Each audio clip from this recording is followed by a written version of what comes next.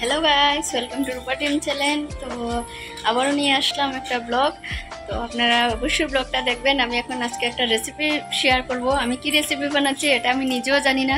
তো আপনারা বলবেন এই রেসিপিটার নাম কি দেওয়া যেতে পারে। তো এখানে আছে অ্যাকচুয়ালি এখানে আমি কি রেসিপি বানাবো এটা আমি নিজেও জানি না। তো আমি দেখি আমি এগুলা দিয়ে কি বানাতে পারি। তো সঙ্গে থাকুন। যদি ভিডিওটা ভালো লাগে তাহলে অবশ্যই একটা লাইক দেবেন, নাহলে কমেন্ট করে আমাকে কিছু বলে দেবেন যে আমি এটা কী রেসিপি বানিয়েছি। তো এখানে গাইস আমি পেঁয়াজ কেটে নিচ্ছি। এই যে দেখুন আমি 3টা পেঁয়াজ নিয়েছি, পেঁয়াজ কেটে নিয়েছি। এখন ডিমগুলোকে আমি আস্তে আস্তে করে 3টা ডিমকে আমি ভাঙছি। দেখি এখানে 3টা ডিম আমার ভাঙা হয়ে গেছে। তার মধ্যে আমি দিয়ে দেব বাঁধাকপি কুচি কুচি করে কেটে রেখেছিলাম। তো অল্প পরিমাণের খুবই অল্প পরিমাণের, বেশি দেবেন না তাহলে টেস্ট হবে না। তো অল্প পরিমাণের বাঁধাকপি দিয়ে দিয়েছি কিছুটা পরিমাণের পেঁয়াজ কুচি। তো আমি 3টা পেঁয়াজ কেটেছি, আমি 2টার মতো পেঁয়াজ দিয়েছি। দিয়ে দিলাম এখানে 2-3 চামচের মতো ময়দা, দিয়ে দিলাম অল্প পরিমাণের লবণ, দিয়ে সবগুলাকে আমি এখন একটু মিক্সড করে নেব।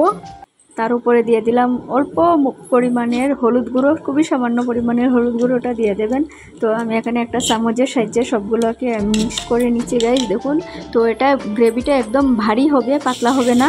আর এটার মধ্যে কোনো ধরনের জল মিলানো যাবে না গাইস, আপনারাও কোনো ধরনের জল মিলাবেন না।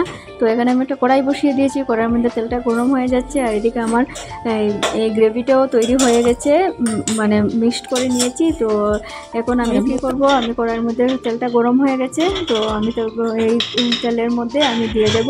আর ওই দিকটায় আমি ওই যে ছোটো ছোটো করে আমি বড়ার মতো আর কি বানিয়ে নেব। ওই যে ডিমের বড়ার মতো আমি কয়েকটা পাতলা পাতলা করে ডিম অমলেট যেটাকে বলে আর কি, এরকমই একটু বানিয়ে নিচ্ছি। তো আমি সবগুলোকে একটা করে দিয়ে দিচ্ছি। এটা কিন্তু গাইস আমি কোনো ইউটিউব থেকে কিংবা কোনো কিছু কেউ রেসিপি দেখে আমি এটা বানাইনি। এটা একদম নতুন রেসিপি, আমি কোনোদিনও এটা বানাইনি, কোনোদিনও ট্রাইও করিনি। তো আমি আজকে ভাবলাম যে দেখি আজকে ট্রাই করে জিনিসটা কীরকম হয়। আপনারা দেখুন গাইস এটা দিয়ে আমি কি বানাচ্ছি। তো আমি যখনই আমি এটা রেডি করছি আমি তখন নিজেও জানি না যে আমি এটা দিয়ে কি বানাবো। তো ইনস্ট্যান্ট আমার মনে হয়েছে এই দিয়ে এরকম করে কি একটা আইটেম বানানো যায় নাকি। তো আপনাদেরকে আমি বলছি যে গাইস এটি রেসিপিটা আপনারা অবশ্যই ট্রাই করে দেখবেন সন্ধ্যার সময়। এটা আপনারা যেমন বসে রয়েছেন, তো হঠাৎ করে ঘরের মধ্যে কিছু নেই, তো ব্রেড আছে, ডিম আছে, তো এটা আপনারা বানিয়ে নেবেন। দুর্দান্ত স্বাদ গাইস, কি বলবো আপনাদেরকে, খুবই স্বাদ, খুবই ভালো লাগছিল আমার। ওই দিকটায় ব্রেডটাকে আমি একদম মধ্যে দিয়ে আমি একদম চাকুর সাহায্যে আমি এটাকে কেটে নিয়েছি। অবশ্য আমি কাটিনি, আমার বড় মেয়েটাই কেটেছে। এদিকে আমি ব্রেডটাকে একটু গরম করে নিয়ে আসলাম। আর সবগুলো ওই দেখুন ডিমের বড়া এগুলো বানানো হয়ে গেছে। এদিকে আমি পেঁয়াজ কুচি করে রেখেছি, গাজর কেটে রেখেছি, আর এইগুলোকে ব্রেডগুলোকেও আমি একটু গরম করে রেখেছি। এদিকে আমি দেখুন গাইস আমি ভুজিয়া রেখেছি, আর কিছুটা পরিমাণে বাদাম ভেজে রেখেছি। তো সবগুলো আমি আইটেম আবার আপনাদেরকে দেখিয়ে দিলাম। তো এখন এক পিস এক পিস পাউরুটিটাকে এক পিস আমি নেব। একটাকে তো 2টা কেটে রেখেছি, তো একটা পোর্শনটা আমি নিচ্ছি।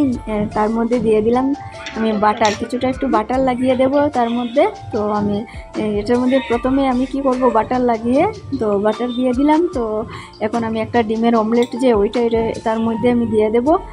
আর এখানে আমি একটু সস লাগিয়ে দিচ্ছি, সসের মধ্যে এটা আমি দিয়ে দিলাম। তারপরে ওইটার মধ্যে দিয়ে দেব পেঁয়াজ, তারপরে দিয়ে দেব কিছুটা পরিমাণে শসা। তো আপনারা দেখুন গাইস এই রেসিপিটা খুব কি বলবো, খুবই টেস্ট হয়।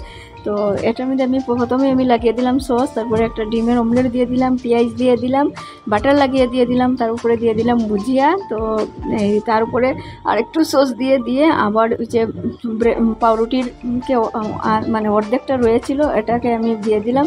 একটু জ্বলে গেছে দেখুন গাইস, এটার মধ্যে একটু বেশি একটু লাল হয়ে গেছে। তো সবগুলোকে বানাচ্ছি। দেখুন গাইস আমার মুডটা খুবই অফ, কেন আমার হাজব্যান্ড এদিকে চিৎকার দিচ্ছে, যদি না হয় তাহলে আমি চলে যাচ্ছি, আমার বানানো হবে না, অনেক লেট হয়ে যাচ্ছে, তার জন্য আমার মুডটা খুবই অফ। তখন আপনারা ভিডিওর মধ্যেও দেখতে পাচ্ছেন আমার মুডটা খুব অফ। তো আমি একটা করে সবগুলাকে বানিয়ে নিয়েছি, আর এখন আমি আবারও এটাকে একটু গরম করে দিয়েছি। এদিকে আমি সার্ভ করে দিলাম। তখন গাইস খুবই সুন্দর লাগছে দেখতে, খুবই মানে অরিজিনাল এটা বার্গার লাগছে, দোকানের বার্গার। তার মধ্যে আমি বাটারও কিছুটা পরিমাণে দিয়ে দিয়েছি, এটা বাটার দিয়েছি, বাদাম ভেজে ভিতরে দিয়েছি।